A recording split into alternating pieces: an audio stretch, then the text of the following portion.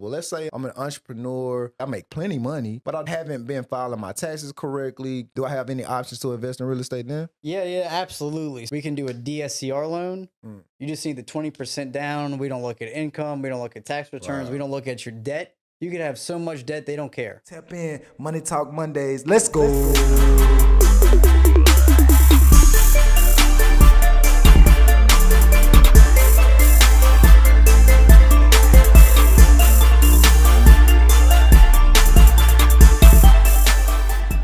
Money Talk Mondays.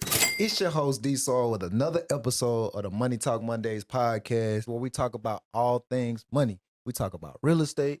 We talk about credit building. We talk about stocks. We talk about all things when it comes to making money. And where I grew up at, there wasn't really much conversation in our households about real estate, especially not investing. All we knew was you had a place to stay in, you lived there, and then and that's pretty much it. We didn't have any idea about building equity. We didn't have any idea about buying properties to create wealth. And today I got someone on the show that's going to teach y'all how to invest real estate, right? Show you some of the most popular methods that we use for real estate, some of the ways that you can get into real estate today, right? You can use your home, or you can go and get some of these creative financing ways that Steven is going to talk about today. Without further ado, my man, what's going on, bro? What's up? How y'all doing today? I'm glad you're here. Glad you're able to join. Finally, we've been talking about this a minute. Yep. Welcome to the Money Talk Mondays podcast, bro. Absolutely, man. Happy to be here. Soon as Steven got into business, he reached out to me on Facebook, wasn't it? Yeah. Facebook might actually have been Instagram. I think 4 or 5 years ago. Yep. And it's been just communication ever since. And I'm excited to actually get on a podcast and kind of talk about some stuff with you. Oh, yeah, man. I can appreciate your post a lot, man. I know when I first saw you, I saw how hungry you was, how you was just eager to just get in the game. And most recently, you've been having a lot of posts about DSCR loans, bank statement loans. I'm like, yeah, man, I got to get him on the podcast. We got to talk about this because a lot of my people really want to know how they can utilize all of these different products out here to start investing in real estate. This episode was brought to you guys by Credit Repair Hacks. Credit Repair Hacks is one of the world's first AI digital credit repair softwares. You're able to repair your credit directly from your phone. The system will detect any account that's negative, write a full dispute letter based on the items that's on your credit report, all from your phone. If you use my link, guys, you can get this for $29 a month. I'll leave that in the show description. Man, I want to kind of dive into some of the most popular things to do when it comes to investing, like methods that you can take, things that people throw out. They throw those terms out there: fix and flip, buy and hold, all of these different terms. So I want to talk about that. One of the most popular things I hear people saying are things like fix and flip, house hacking, the BRRRR method. So let's talk a little bit about that for my new investors out there who want to know what these different terms mean. Fix and flip, it's kind of what it's saying, right? You're going to find a property, preferably low value, right? Get it undervalued. Put the work in, fix it, and then you flip it for a profit. So you're going to put the work, you're going to renovate the house, and then you're going to sell it for the aftermarket value or the after repair value and collect the profit. In your experience, when you think about investing, right, you got the term fixing, flip, or buy and hold. So let's talk about buy and hold. Can you explain to my audience what buy and hold means? Yeah, absolutely. So whether or not you are purchasing that home at first as a primary residence or an investment, you're purchasing that property, you are sometimes going to fix it up, renovate it, and then you're going to rent it out. So you're going to buy these properties, hold on to them, and rent them out. Yeah. So in a general sense, the two things that you would do in real estate are pretty much you're either fixing and flipping. So that encompasses you getting a lump sum payment at the end of the deal, or you buying and holding it, in which you're buying and you're not selling it right off.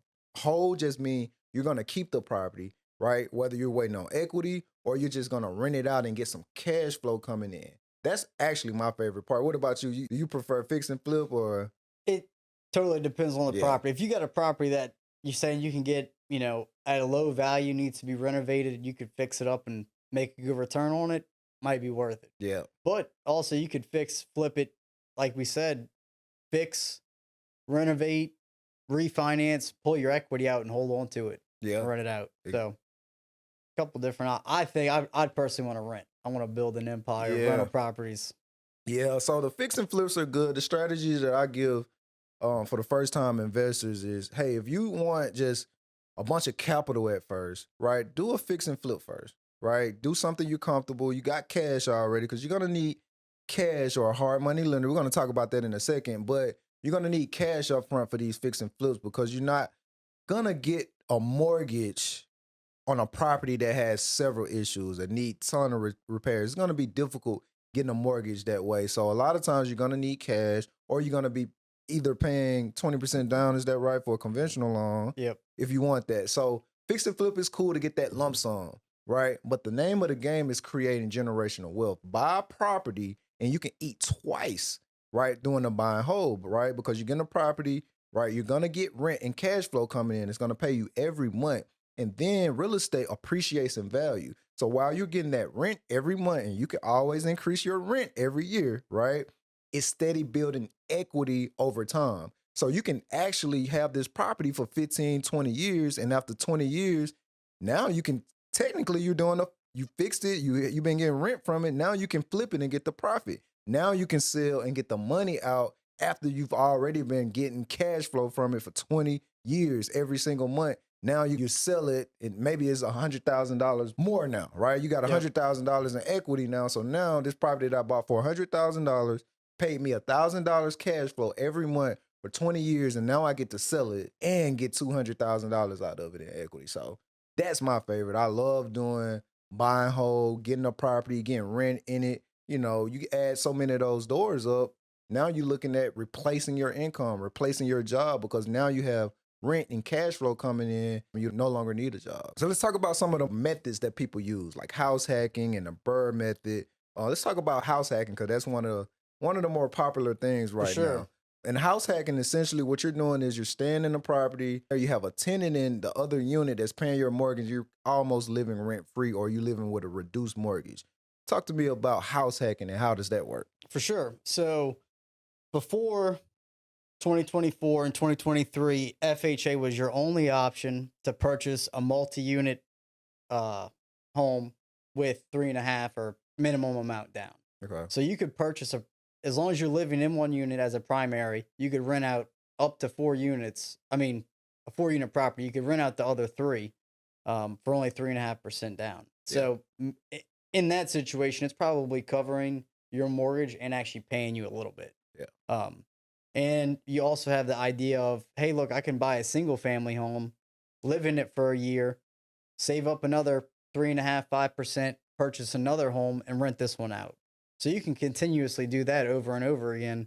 Just save up your 5%, save up your 5%, save up your 5%, and just continuously buy a new single family home. Yep. House hacking, y'all. I'm telling you, you're staying in this property, and getting rent out of it. Somebody's paying your mortgage while you're saving up for the next property. Okay. Let's break it down. So I buy one property, FHA, I pay 3.5% down. Right.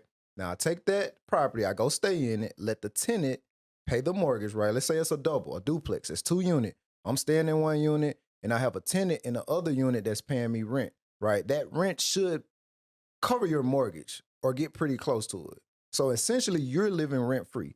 You stay there for a year while you save up another 3.5 or whatever 5% down payment for your next property. Okay. You get that down payment, you get that money, you move out of that property, put another tenant in there. Now you have 2 rents for one property. You go buy another property and do it all over again as long as you like until you have the amount of doors that you want. This is a real thing. People are house hacking, using an FHA loan, using a new conventional 5% loan. Yep. Right? You're paying a small percentage down, staying in it, allowing your tenant to pay your rent while you keep investing into more and more properties. That's genius, bro. Yep. That's genius. Another favorite of mine is the Burr method, right? What is it? Buy, renovate, rent, refinance, repeat, right? What a brilliant way to get into real estate. The whole key of the Burr method is finding a property that you can buy below value a little bit, but below what the market is suggesting that it costs, right? So you're gonna go in this thing, right? Traditional Burr method, you're gonna buy the property, right? You're gonna put the rehab costs in, so however much it costs to repair it, get it up to speed. You're gonna put a renter in there. Now that renter is gonna be paying you rent. This is pretty much so you can get refinancing done, right? The lenders love to see that you already have a tenant in there paying rent already. Okay. So now you have your tenant in there. Your tenant is paying you rent. So you're getting a little money off that, right? Now you put the work in, you're gonna go right to that bank, and that bank is gonna give you a loan, a new mortgage based off the equity or the after repair value of your property. So let's just say for easy math, you bought a property for 100,000, put 50,000 in it, right? So now you've spent 150,000 on this property, but the ARV or the after repair value is 300,000, right? So you've put in 150, but now this property is worth $300,000. To refinance it, that lender is going to give you a mortgage on that property for $300,000, right? Out of that $300,000, hey, 150,000. That's going to be the cost that you put in it, and you just basically did a cash out refinance and took $150,000. That's the amount of money that you invested in it. You just got that property for free. Yep. Well, let's say I'm an investor, I'm an entrepreneur. I don't have my tax returns done correctly. I make plenty money, right? I make money all the time, but I don't really know or haven't been filing my taxes correctly. Can't really just show you any hard up things in terms of a consistent with my cash flow, but I got a lot of money. Do I have any options to invest in real estate then? Yeah, absolutely. So we have two different options. So depending on your cash flow as a self-employed person, we can look at bank statements for income. So 12 to 24 months, prove that you've been self-employed with the CPA letter. Um, get, the calculations done and use that strictly for your income based off of bank statements. But for people whose cash flow may not be consistent over the past 12 months, and they just have a large lump of cash, maybe a settlement, maybe they got an inheritance, we can do a DSCR loan. You just need the 20% down. We don't look at income. We don't look at tax returns. Wow. We don't look at your debt. You could have so much debt, they don't care. Wow. They want 20% down. They want to make sure that the mortgage payment is covered by the projected rent. We'll get an appraisal done to make sure that the median area rent is accurate. And that's it. They want that 20% down and a 680 credit score. Wow. And you can pretty much get funded for this real estate investment, right? Pay 20% down. They don't care about debt. They don't look at tax returns, any of that. Nothing. Wow. Why aren't people taking advantage of this? I really don't know. I think right now, the interest rates make it a little bit more difficult for those properties to cash flow. So interest rates and then of course insurance around here is just ridiculous. So let's say you haven't been on your job for a long time. You got a steady job. You want to start investing in real estate. What are some ways that you suggest? Like I know you got your FHA products, conventional, we talked about that a little earlier. If I'm a worker and I just want to get started, right? I have no idea about real estate, investing. I got a little money. My credit is good. How can I get started being an investor? Yeah, I mean, best way, FHA, the multi-units for sure. There's no better product out there to get the most doors for the least amount of money. If you're looking to just get into a single family house, do the house hacking in a year, and you do not own a home, USDA, it's 0% down, and you can get the sellers to pay up to 6% of the purchase price in your closing costs, which will cover just about everything. So that's one of the only loan products, if you're not a veteran, that you can get into a home for no money down at all. Yep. And the reason why he's bringing this up, y'all, I know he's saying like, but that mean I will have to stay in that home if I use an RD loan. Well, hey, here's the thing. When you buy a real estate property, period, whether that's your home that you're staying in, you are essentially becoming an investor. Because this property is building up equity and you can always move out of that property. You can save up a down payment for another home, move out of that property and start renting it out. So as long as you're buying real estate, you are being an active investor. So you can actually invest in real estate by being a homeowner. And even if you've been a homeowner for years, you can actually take out equity of your property and go buy an investment property. Let's talk about that. If you bought your house 15 years ago, after what the market did in 2020, 2021, it's a good chance you have plenty of equity in. How would someone use the equity in their homes to start investing in real estate? Yeah, absolutely. So one thing you don't want to do right now because rates are so high is do a cash out refinance. That's going to take away the low interest rate you currently have and replace it with this high 6 to 7% interest rate. So we have a home equity line of credit. It's completely separate mortgage. You keep your first. This is a second mortgage that you use like a credit card.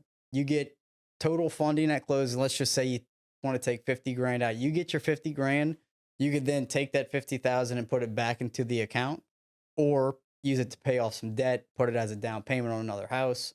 And then as soon as that's actually paid back down, you can go and pull it again Mm, if it's within that draw period. mm. So home equity lines of credit are great if you've got equity looking to put it into some other properties. Right. So for the people out there that don't really understand how equity works, right? Let's say you bought your property for $100,000 15 years ago, right? And now you've got an appraisal done, and now that same property that you paid $100,000 for is now worth $300,000, right? Equity would be the difference between the two, right? Yep. So if you bought it for 100, now it's worth 300,000. You have $200,000 equity in that property. So what you can do with that $200,000 is things like he said. You can get a HELOC. You got high interest credit cards that you want to pay down, or if you want to take that money as a down payment to buy an investment property, you can do that. Yep. Yep. FHA. How could someone get the FHA loan? Now, with FHA, we do have down payment assistance programs as well. Now, if you have the 3.5% down, don't do this. Use your money, use your cash. You are going to pay for that 3.5% one way or the other. That you're going to get a higher interest rate. You're going to be paying more a month. And depending on the grant that you go with, some are forgivable and some you are repaying. So depending on which way you go, the forgivables sound great. I don't ever have to pay this back, but you have to stay in the home for, X amount of years. You can't refinance if rates drop. So you're almost like locked in. Yeah. So if you got the 3.5%, just put it down. Right. No, I agree. Right. And it's there for people that absolutely need it. Right. If you absolutely need it, that's what it's there for. But if you have 3.5% down, why not do that without all of the contingencies that come with these grants, come with some of these DPA programs? Now, if you need it, like I said, take it by all means. But Yep. if you don't have to, why? Yep. Right. So FHA loan is 3.5% down, right? 3.5% down. We can go down technically to a 580 with 3.5% down, and we can actually go down to a 500 Hmm. credit score if you have 10%. Yeah, I just did an episode, and I'll leave a link to that episode. But I just did an episode about that, how a lot of lenders market 580, and I've actually seen some deals or some of my clients get approved with a less than 600 credit score, but the chances of that happening are pretty much slim, Yeah. right? So while a 580 gets you in the door, I always suggest for my people to get a 620 or 640 to give yourself some wiggle room. It's also going to help with your interest rate. So what they'll do too is you'll still be able to get approved, but they don't allow your monthly payment to go over a certain percent of your monthly income. So the Mhm. higher your credit score, the higher they let that percentage go. Gotcha. Okay. And guys, you can use an FHA loan for investment properties. I think you can go up to 4 units. Is that correct? So you have to live in the property, but it can be up to 4 units. As long as you were living in one of the units, you can use it FHA 3.5% down on a investment property that Yeah. you will be living in. Yep. So you have to owner occupy. You can use the FHA loan, only pay 3.5% down. You have to owner occupy it though. So that means you have to stay in it, right? And you can collect rent from the other units. If you go up to 4, there's 3 other cash flows that's coming in. You can also do this with a conventional loan now, and pay 5% down. But again, you have to owner occupy. Does that have a unit amount on that one as well? No, yeah, conventional is the same. 2 to 4 units, 5% down. Now, the perks of conventional versus FHA is conventional is a lot more lenient on the house itself. Like it doesn't need to be as updated Yeah. as FHA. FHA is way more strict on the appraisals, but conventional is more strict on your credit score and your debt to income ratio. Right. Gotcha. So if you got properties that kind of got it's a couple of issues. Let's say this is a perfect way you would use a conventional of FHA. Yep. You tried to buy a property or investment property with FHA and they denied you from their appraisal. Yep. Right. Go back and try to get that same property with the new conventional property. Yeah, it will be 5% down instead of 3.5%, but they are a lot more lenient on the actual property, the damages and things like that.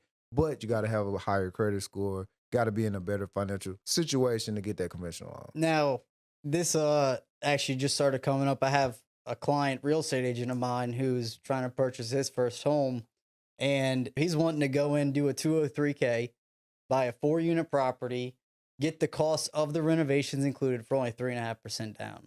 Yeah. And I'll get the numbers in a second. We'll post those. But for 1 to 4 units, the loan amount changes. So if you go to 4 units, you can, I want to say it's like $900,000.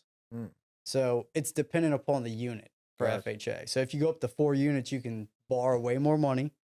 You can renovate that property, get the appreciation and the equity from the renovation, and you're renting out the other 3 units. Wow.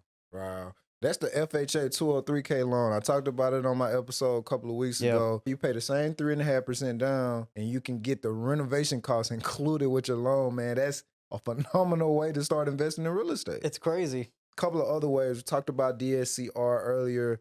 Is that a difference from the bank statement loans that people can take? Yeah. So the difference between the DSCR and bank statements is DSCR's no income at all. They're just wanting the down payment. It has to be an investment property, non-owner occupied. Okay. Bank statements can be used for either. We can use it to purchase investment properties or primary residence. And for these, we just have to prove you've been self-employed for 2 years. We actually now have a product that just needs 1 year of self-employment, but it is 25% down.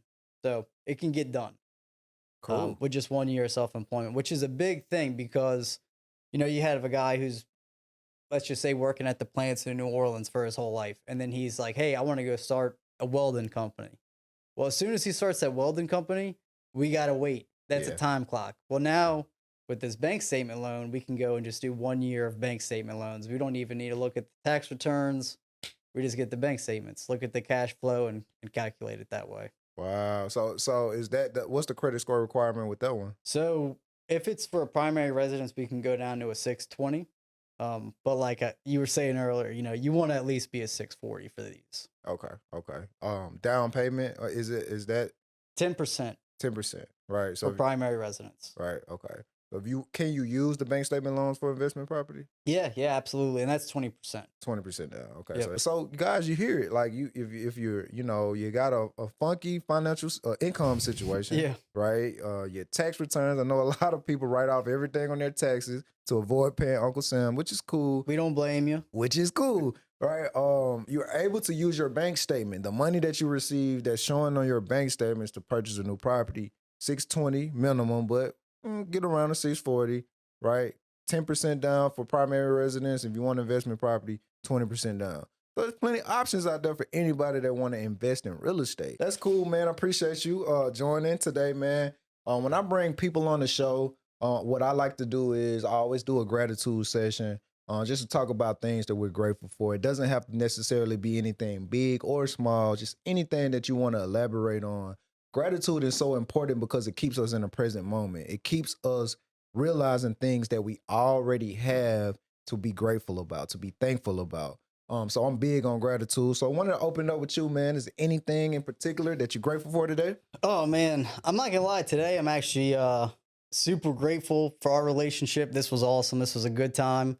And definitely I'm thankful for Arena Title and Lettuce Media for putting this place together and just giving us a really cool place to come collaborate and get some good stuff out there. Absolutely, man. No, good. I'm thank you for coming on, man. Like I said, I've seen them posts. I'm like, man, I really need him to come educate my people. For sure. I'm grateful for you, bro. I'm grateful for Arena Title over here in the North Shore, right? So if I got any sellers out there that want to sell your home, please reach out to Arena Title for their title needs. And I'm just grateful for life, man. I'm grateful for the opportunity to wake up every day and to do what I love, right? On this podcast, educating millions of people about financial literacy is what I always dreamed about, and I'm doing it right now, right? So super grateful for that. Grateful just to have breath in my body. A lot of people take that for granted, man. For sure. As long as you got breath in your body, I look at it as God giving you another opportunity, another chance to be great. So that's what I'm grateful for today. That's awesome, man. Yep. Yep. Appreciate you, man. Absolutely. Appreciate you having me on. Let the people know where they can find you, man. What's your handles, your websites? Yeah. Go check me out. It's the Rapallo Mortgage Team on Facebook, and on Instagram, it's Steven, STEVEN _ Rapallo, RAPALO. Y'all go follow him, man. If you're interested in purchasing or thinking about real estate, I'm going to leave a link in the description of this show, a direct link to his application. So you can apply. You can reach out to him. You have any questions about anything that we talked about today, reach out to Steven. I appreciate everyone for joining this episode today. I appreciate your support. I wrote a book a couple of years ago, How I Fixed My Own Credit in 6 months. A long time ago, y'all, I had got the job that I wanted, the job that I loved, and it got taken away from me because of my credit score. Man, real crazy that they offered me the job contingent on my credit check. I had no idea what credit was or anything, and I got the job snatched away from me. So what that led me to do was learn and teach myself everything it was about credit, and that's what I did. I fixed my credit in 6 months, and I put it all in the book. So I greatly appreciate if y'all support me to get a copy of my new book, How I Fixed My Own Credit in 6 months. I talk about everything credit when it comes to credit building, and even if you want to repair your own credit, I put it all in that book. 10% of each copy sold goes directly to my efforts of teaching financial literacy in all the high schools in the world, y'all. I would definitely appreciate the support. I'm the host of the Money Talk Mondays podcast. I'm a realtor and I serve all 50 states. Like, share, and subscribe to this message. Until the next time, we out of here. Y'all take it easy. Peace.